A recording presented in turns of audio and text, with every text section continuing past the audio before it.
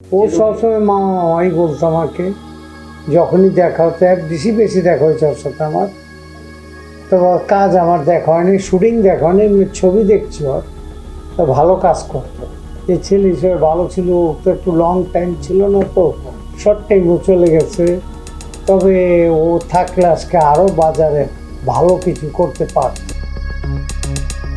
সালমান শাহ আমাকে মামা বলে ডাকতো, আর আমিও ওকে নিজের আপন ভাগিনার মতোই ভালোবাসতাম।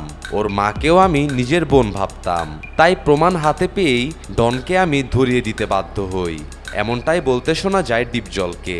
সালমান শাহর মা অবশ্য ডিপজলকে ধন্যবাদও জানিয়েছেন। তাকে দেখতে পাচ্ছি এখন ডিপজল তাকে ধরাই দিছে। ডিপজলের মতো লোক অনেক ভালো মানুষ তাহলে আছে যারা অন্যায়কে প্রশ্রয় দেন না। খুশি হয়েছি যে এখানে মানুষ আছে জেনে। এফডিসির প্রচুর লোক আছে এখানে জড়িত, এদেরকে অ্যারেস্ট করা হোক। ধন্যবাদ জানানোর পর সালমান শাহর মা সরাসরি ডিপজলকে ফোন করেন। ফোন পেয়ে কিছুক্ষণ তারা সালমান শাহর স্মৃতিচারণ করেন। তারপর ব্যাখ্যা করেন ডিপজল কিভাবে সালমান শাহর খুনিকে ধরিয়ে দিল। তো অফিসাররা আমাদের বলছে যে আমরা কাজ করছি আন্টি, আপনি অশান্তি করবেন না, আমরা ইনশাল্লাহ বের করতে পারবো কোথায় কি হচ্ছে।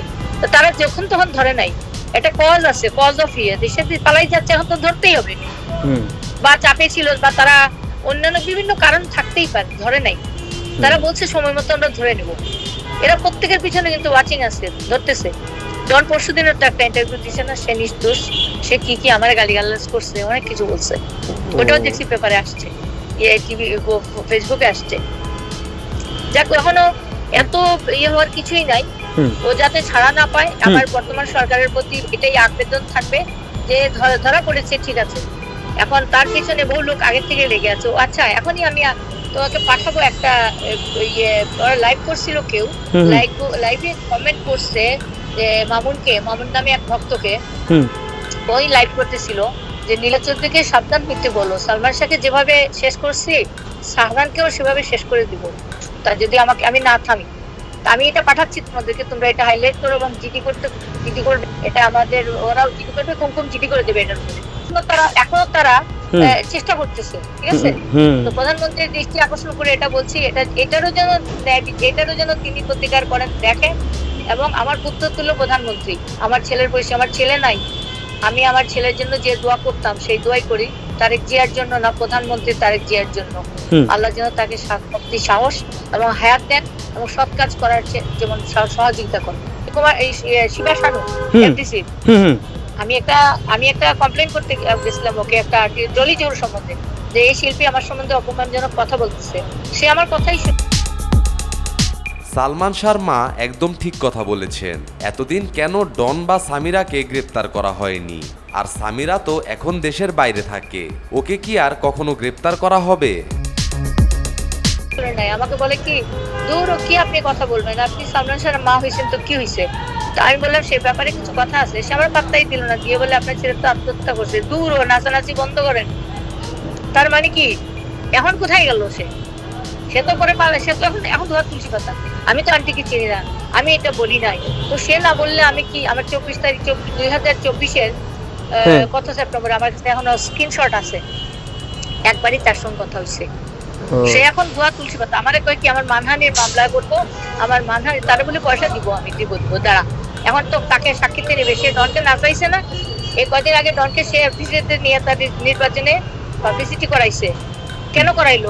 ডন তার কে? সেও তো আজিজ মহৎ ভাইয়ের লোক, নাইলে সে নির্বাচন করে কেমনে? তার অর্থের হিসাব নেন, শিবার অর্থের হিসাব নেন, সে নির্বাচন করলো কেমনে? এ পয়সা কোথেকে আসছে? সে কি করে, তার ব্যবসা কি, এটা বার করেন। এরকম অনেক মানুষ আছে। যেমন কাজল খন্দকার কোথায় গেল, এখন গায়েব কেন? আজকে 1 বছর ধরে সে গায়েব, কিন্তু হত্যা মামলা হওয়ার পর থেকে গায়েব। তোমার আরো অনেক আছে ওখানে। ডলিজোরকে জিজ্ঞাসা করা হোক, সে শাবনুরের বাড়ি, সালমান শাহ মারা গেল দিন সকালে গিয়ে সে সারাদিন শাবনুরকে প্রোটেক্ট করলো কেন?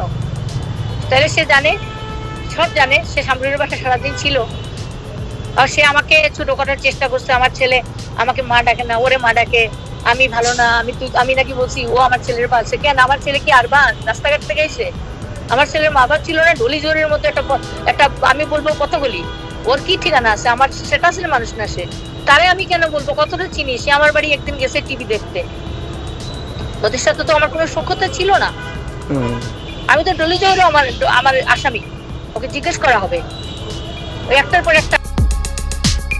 সালমান শাহ হত্যার বিচারটা আরও আগেই হওয়া উচিত ছিল। ৩০ বছর ধরে একটা মা তার সন্তানের খুনের বিচারের অপেক্ষায় ছিল।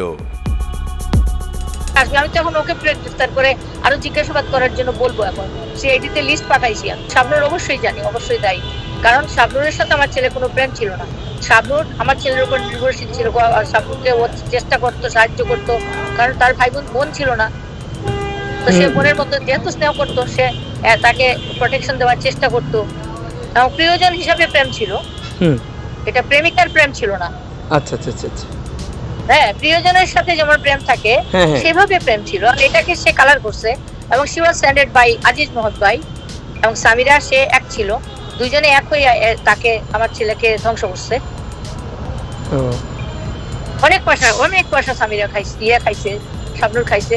এই যে একটা কথা উঠছে যে সামিরা শাবনূরের প্রেগন্যান্সি করতে গেছে সিঙ্গাপুর, না, ওখানে গেছিল সামিরা আর আজিজ মোহাম্মদ ভাইয়ের একটা ক্যাসেট দিবে। সামিরা বলছে, শাবনূর বলছে ওকে যে ও গেলে ওখানে সিঙ্গাপুর থেকে বের করে দিতে পারবে। তো সিঙ্গাপুর যাওয়ার খরচও তো সালমান শাহর কাছ থেকে নিছে। সালমান শাহ গেছে, যাওয়ার সময় বলছে আম্মা আমি একটা আমার ছেলে কিন্তু দুইও বাচ্চাই আমার কাছে কোনো মিথ্যা কথা বলে না, অপরাধ করলেও স্বীকার করে। আমারে বলতে, আমি যে তুমি কেন যাচ্ছ ওইখানে? বলছে আমার একটা খুব জরুরি কাজে যাচ্ছি। সালাম করে বলছে আমার জন্য দোয়া করো, কাজটা যেন করতে পারি। আয়শা বলছে খুব হতাশ, বলছে না মা, হইল না। ওইটাই তার বউয়ের গোপন বই, যে এইসব লোকেরা যখন কাজ কাম করে এগুলি বাজে কাজ, তখন তারা ভিডিও করে রাখে। ওই ভিডিওটা আনতে চাইছিল, কারণ তার বউ তো এইসব ও জেনে গেছে দেখি তো তাকে খুন করা হয়েছে। সালমান শাহ খুন হয়ে জাতির পক্ষ থেকে সালমান শাহর মাকে সেলুট। ৩০ বছর দেশের সবার বিরুদ্ধে যুদ্ধ করে নিজের ছেলের ন্যায্য বিচার সে আদায় করে নিয়েছে। সালমান শাহর হত্যার আসামিদের গ্রেফতার করা হোক, তাদেরকে বিচার করা হোক। আমার পক্ষ থেকে ব্যক্তিগতভাবে আমি মাফ করে দিছি, কারণ আল্লাহ বলছে তুমি মাফ করে দাও, মাফ করে দিলে আমি দেখবো। আমি ওই আল্লাহর কথা শুনে আমি বলি ইন্নাল্লাহ ইন্নামা আশকুবাসী হুজনি ইল্লাল্লাহ, আল্লাহ দেখবে, আল্লাহর উপর ছেড়ে দিছি। আইন আদালত কি বলবে সেটা তো আমি জানি না, এটা আমি জানি আইনের বিচার আইন করবে। আইনের ধারায় চলবে, যেটা সত্য সেটাই। হ্যাঁ, আমি তো মাফ করে দিচ্ছি। আমি তো আগে বলছি তোমরা স্বীকার করে ফেললো, তারা তো স্বীকার করে নাই। আমি এটাও চান্স দিচ্ছি, জনকে বলছি আমি আজ করে তোমরা স্বীকার করে যাও, আমি তোমাদের রাজসাক্ষী বানাই নিবো। শাবনূর, তারপরে শাবনূর তো আজ পর্যন্ত কোনো কথাই আমার সাথে ফোনে বলে নাই। এখন বলে রিজভির সাথে আমার প্রেম ছিল না। ওই আর তুই তোর তো প্রেম, তুই নায়িকা, তোর আবার প্রেম ওই রিজভির মতো টাকাপুল্লার কাছে হবে কেন? আর রিজভি এখন বানায় বলতেছে মনোজ কুমার তারে টাকা দিছে, খাওয়াইছে। লন্ডন গেল কিভাবে? রিজভির ওটা চেক করা হোক।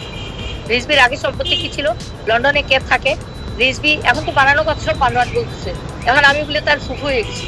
ও এটার মানে মামলাকে ঘুরাবার জন্য অন্যদিকে আমি আমার ভাই হচ্ছে তারা আমি আনছি, আনাই এটা আর দূর তরি যান, তখন তো আমি মাথা খারাপ আমার। ও যখন সাক্ষী দিয়ে সারছে,